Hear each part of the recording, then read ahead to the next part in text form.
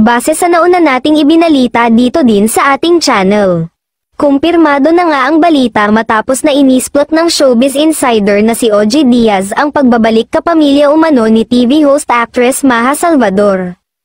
Sa latest episode ng Showbiz Updates, sinabi ni OG na pinaghahandaan na umano ni Maha ang pagbabalik nito matapos manganak.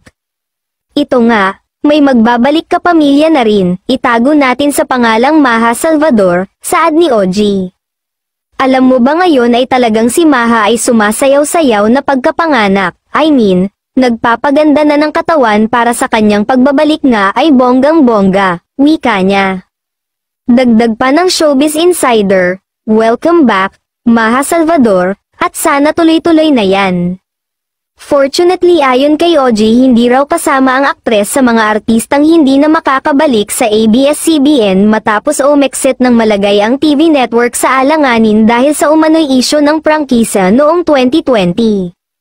Pero sa kasalukuyan, wala pang ibang detalye kung kailan magbabalik si Maha o anong proyekto ang kanyang gagawin.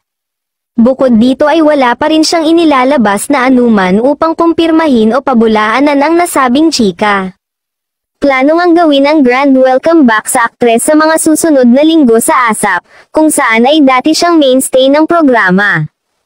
Katulad ni James Reid, aasahan ang bonggang welcome back party sa aktres sa nasabing programa. Bukod kay James at Maha ay may dalawa pang stars ang muling magbabalik sa kapamilya. May mga netizen ang sabik na masilayan muli sa drama si Maha at ipasok siya sa FPJ Batang Quiapo kasama ang kanyang dating katambal doon na si Coco Martin. Napatunayan na noon ang kanilang chemistry bilang sina Cardo at Glenn sa mga unang season ng patok na seryeng FPJ Ang Probinsyano.